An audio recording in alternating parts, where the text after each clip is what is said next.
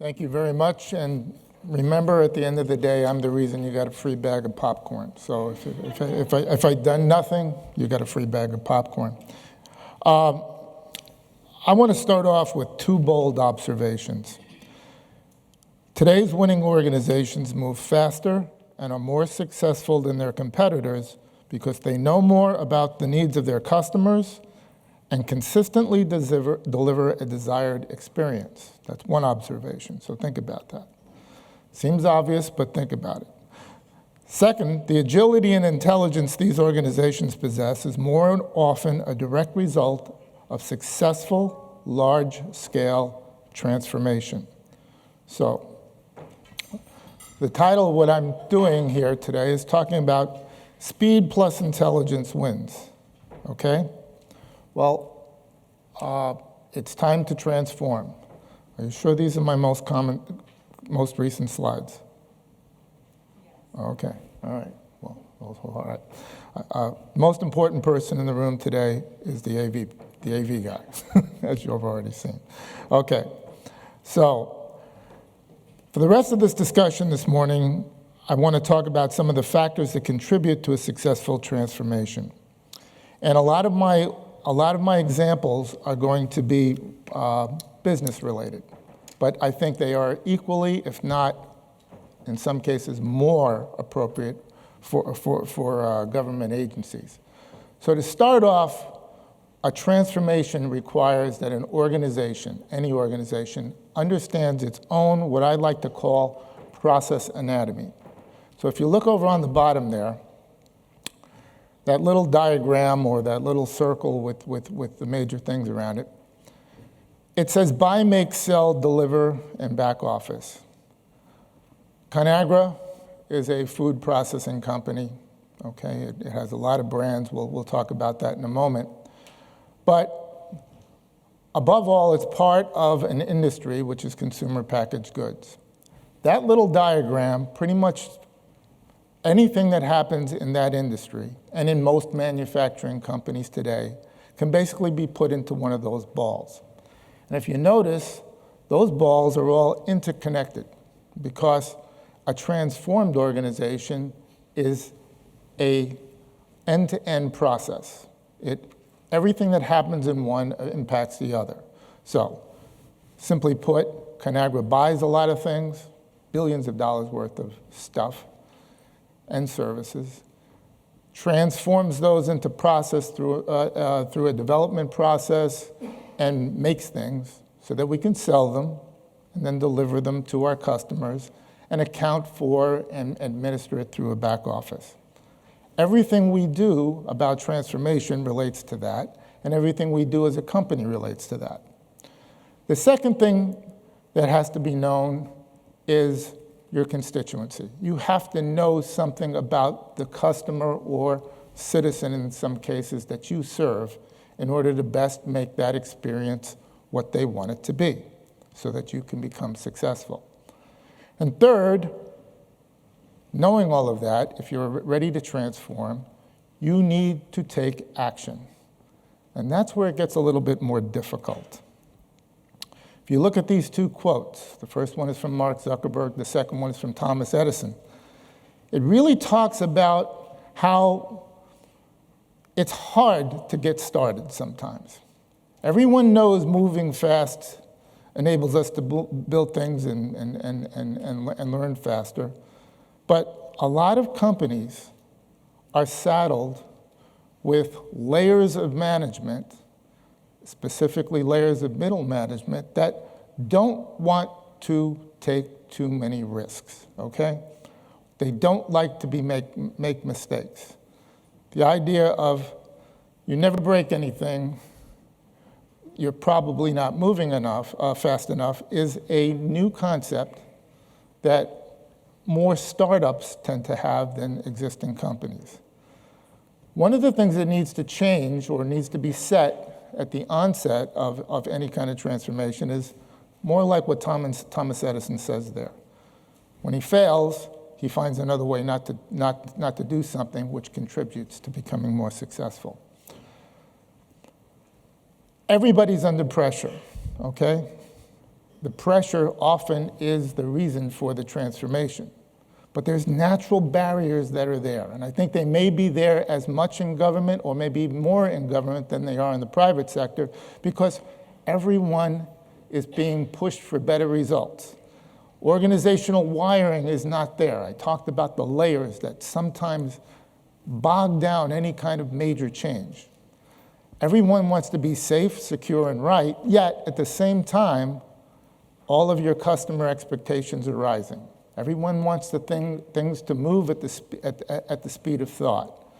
There's new rules and norms around how people work, how people interact with organizations and the experiences that they want, and it's done in a global world with all the threats of cybersecurity that are out there that they're wanting you to ensure do not happen.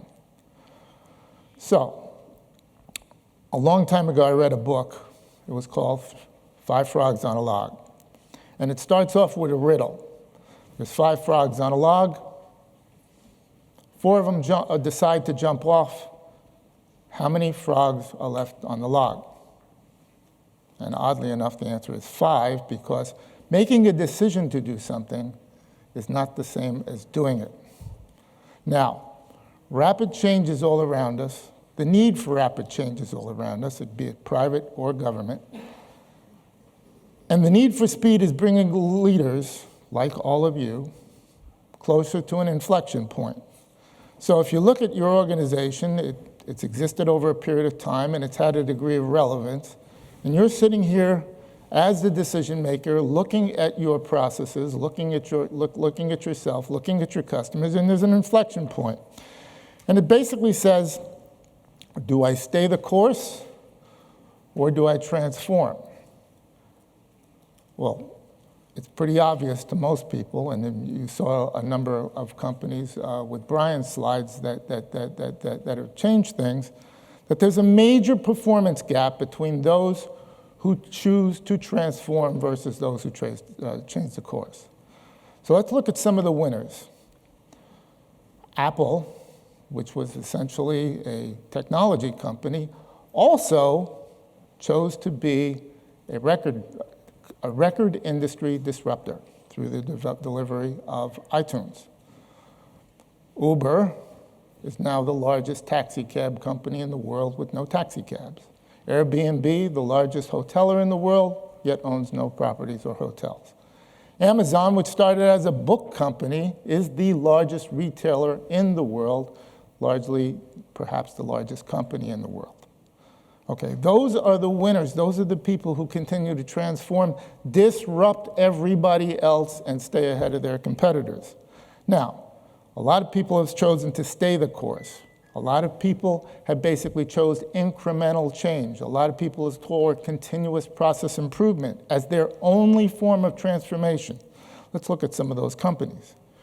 Radio Shack, essentially bankrupt.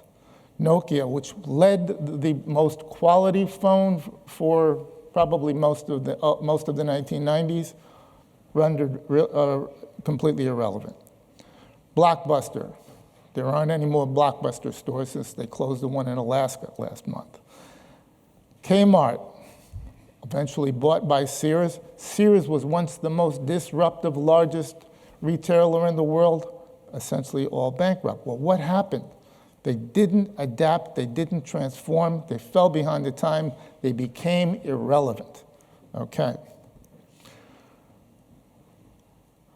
We all need to move faster. We all need tools to transform. They're available to all of us, but in most cases, the companies that have done well at it tend to have built a foundation. And that foundation began a long time ago with batch automation of transactions. You're all familiar with that. Online point solutions, which then evolved in many cases to end-to-end business process solutions, such as I've described that exist within the circle that you see. And things like SAP, or SAP that has moved on now to S4 from its previous generations. But bringing businesses together to have that data, to have the processes defined and do it. But that's not enough. Along the line, a series of analytical tools and advanced analytics has evolved. When we first started with analytics, we wanted to know what happened. And we got very, very good at doing that. Then next we moved on to diagnostic analytics, which basically says, well, I can see what happened through my ERP. I can see what happened with some of my basic analytical tools, but why did it happen? And I gain insights about what the past was.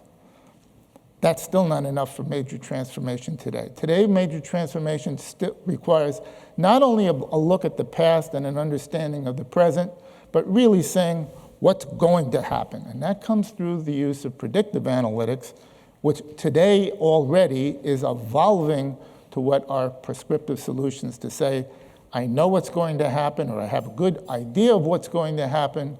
Now, how can we actually make it happen with what's at our fingertips? Now, on the base, one of the basic things you can do to turn your 80-20 rules with respect to 80% of the work going into production support and 20% going into development of new things or new products is the concept of business process automation, robotics, moving the mundane work to what I'll talk about in another slide, which is the road to zero. Enabling all the top technologies are things like in-memory computing. HANA is the SAP product. We used it a lot at Conagra. We were pioneers in doing it. Essentially, it makes possible things that were never before possible because of the raw speed of the technology itself. Funnel in AI and machine learning into the analytical suites, and now we have capabilities that essentially were never available to us ever before. And will continue to grow, and will continue to put all of the pressures to transform that I discussed before on every organization that's out there. So a few of these products, and I'll really give it to SAP, the people that are in the room that you should talk to, are the HANA platform itself, Leonardo, which I was interested to see that a number of people are from municipalities. This really can talk about fueling or enabling the intelligent city as you go down the line. And then something like Qualtrics, which is really focused on getting that insight and the capability to understand customer experience or predict customer experience, and in some cases actually get to that point where it's prescriptive. So let me give you a quick history before I get into our transformation, let me give you a quick history of Conagra Foods, or Conagra Brands. In 1919, that's 100 years ago, Conagra was a flour mill. It was located in Nebraska, eventually moved to Omaha for its headquarters. And in 1971, it began forming what would be known as a diversified conglomerate. The motto of the company, or the mantra of the company, was dirt to the dinner table. And it was really founded along the lines of something more like what Warren Buffett would do, which was a real group of independent operating companies that did not in any way interact. Okay, I called it the mafia model, where the CEO would go to an entrepreneur, and most of the companies that made up Conagra at the time were small companies that wanted to become big companies. And the CEO would go, would you like the power of a $30 billion company or a $30 billion family behind what you do? They would say yes, and he said, great, if you want to join us, you can be one of us so long as you make money, and if you don't make money, I will kill you. Well, he didn't kill them. But what he did do is take one entrepreneur and make them work for another entrepreneur, which allowed these smaller independent operating companies to become bigger operating companies. A lot of people got rich during the 70s and 80s on Conagra stock, but by the 90s, a lot of problems developed with respect to eating our own young. There was too much competition, and there was no integration. Along the line, we tried to become somewhat of a branded food company at the same time, and in the late 1990s, the competitors, which we did not completely understand, or Conagra didn't completely understand at the time, were integrating while Conagra was continuing to work on a much more independent basis. Little bit of a change that occurred at the beginning of the 21st century in the year 2000. We began let's say divesting a lot of the agricultural stuff.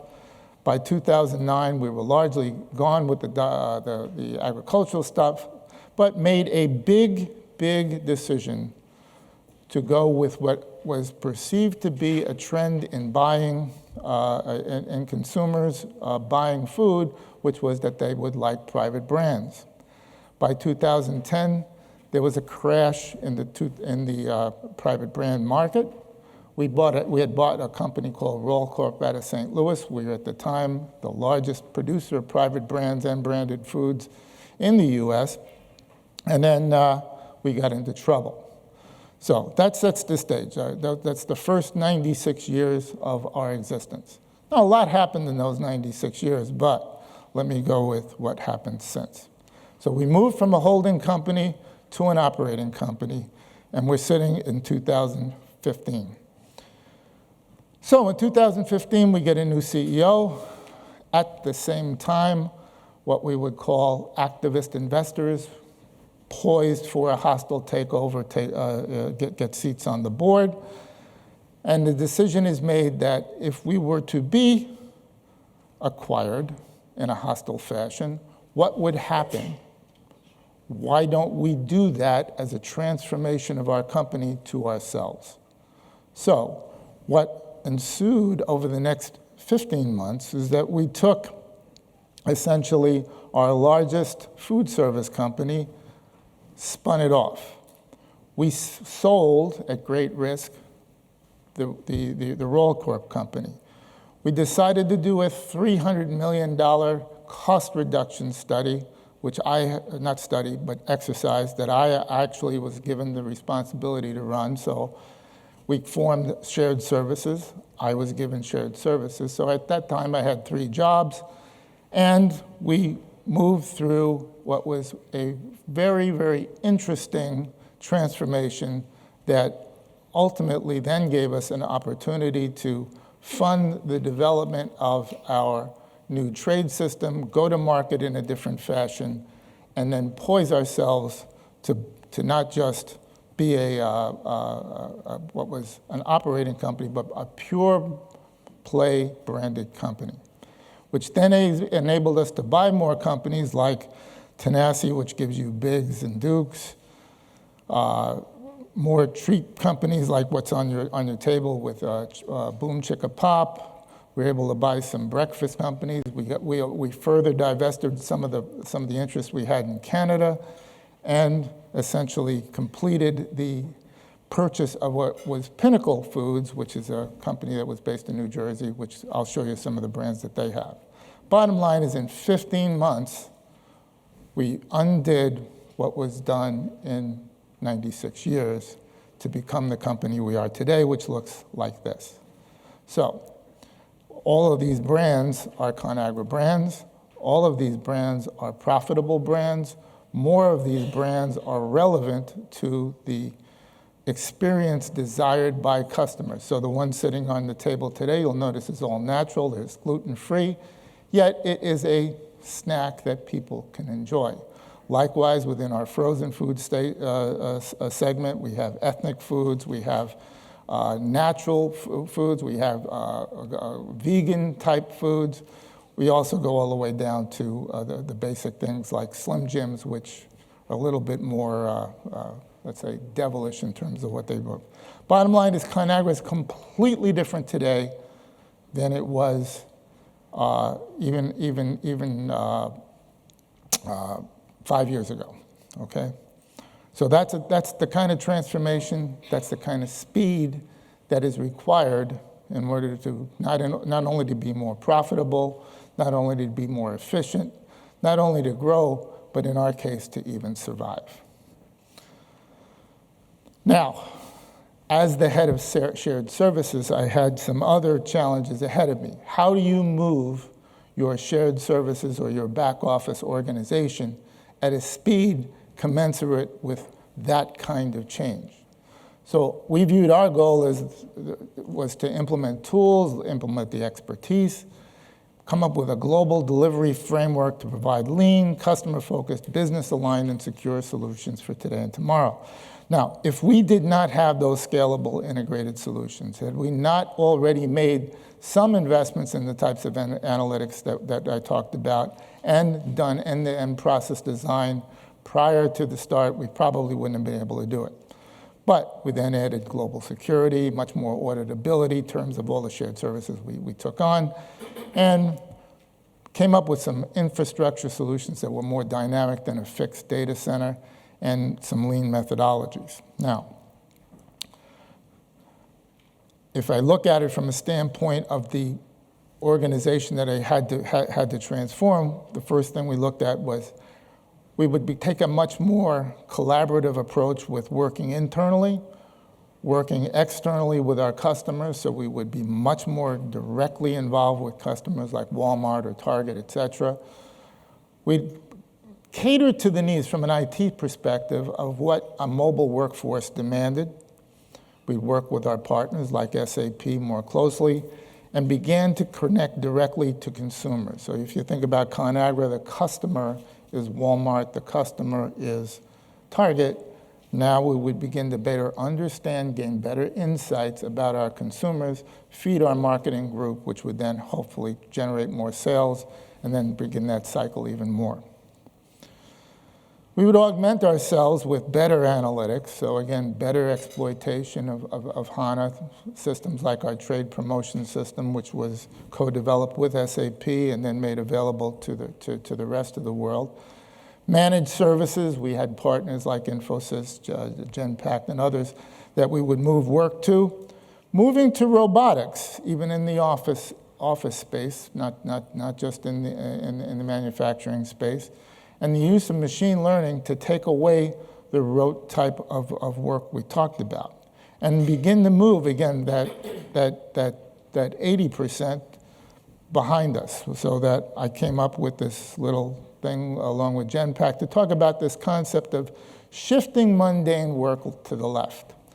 Most expensive way to do mundane work is with a Conagra, for us, was with a Conagra or an internal employee.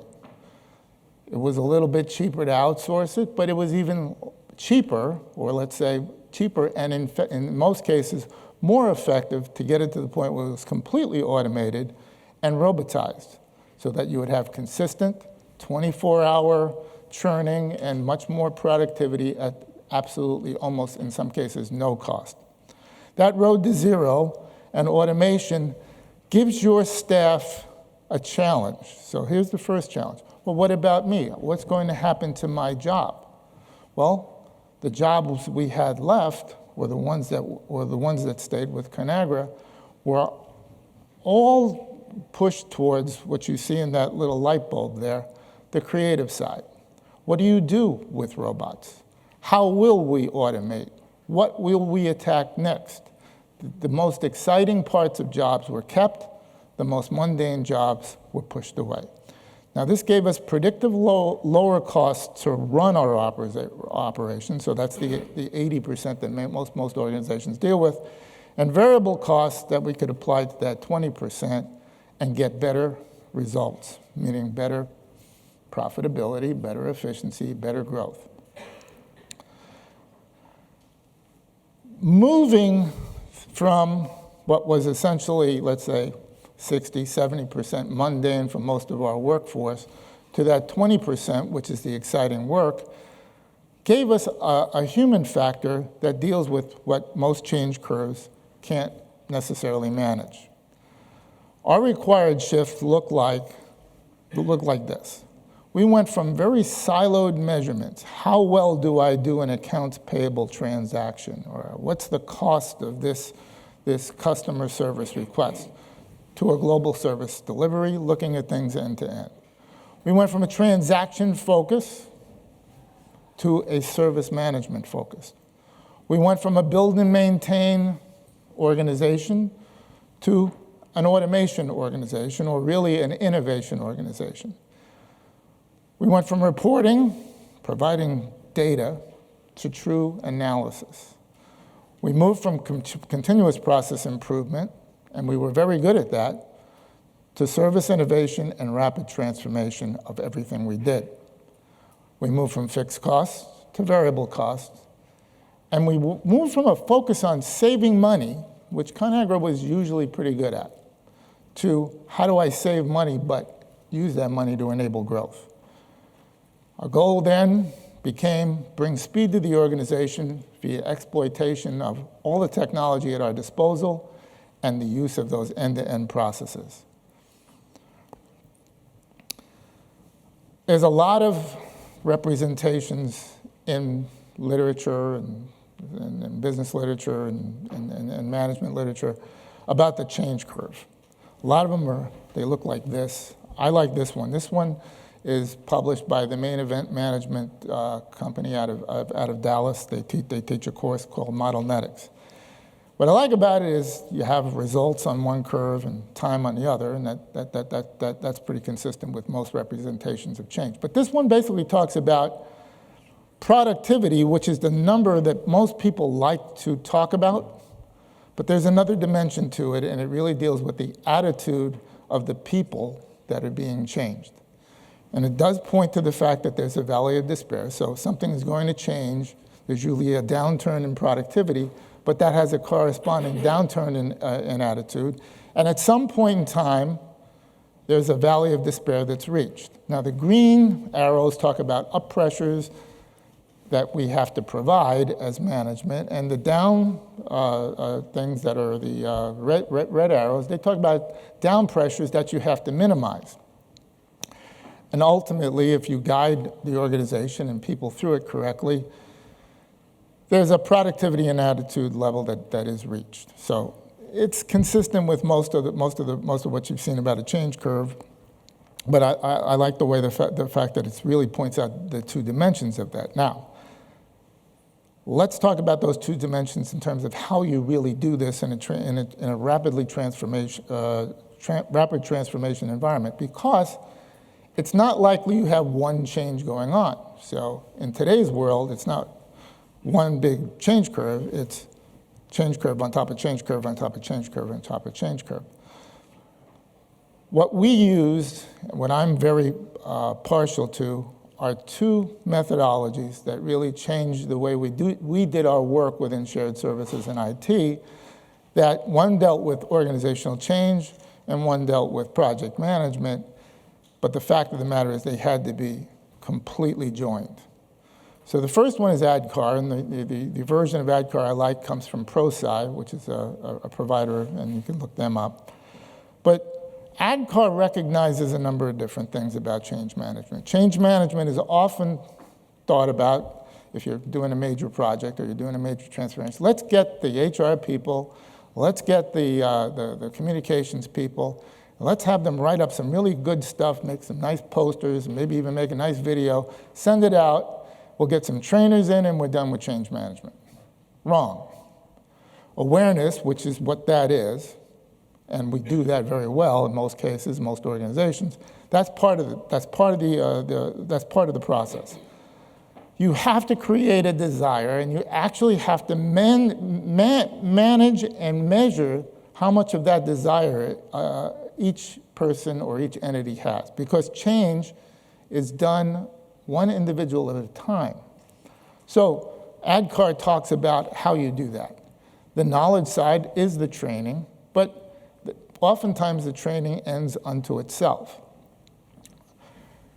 The ability is oftentimes not completely assured when we make a change. And when people can't do something, that's when they go into the valley of despair, and maybe they never come back.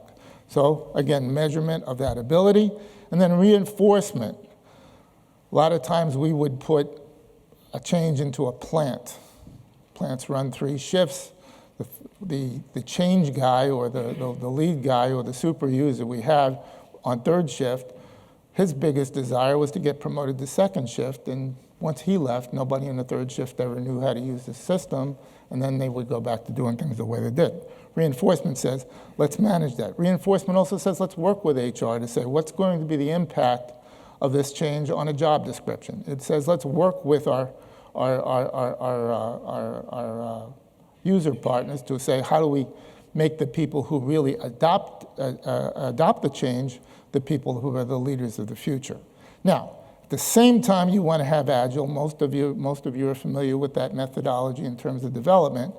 But the most important thing is the user involvement day to day and the ability to incorporate change management with project management on a full-time basis. So I can take one question if there's any questions in the audience, but that's essentially the story we had. So we can take more than one.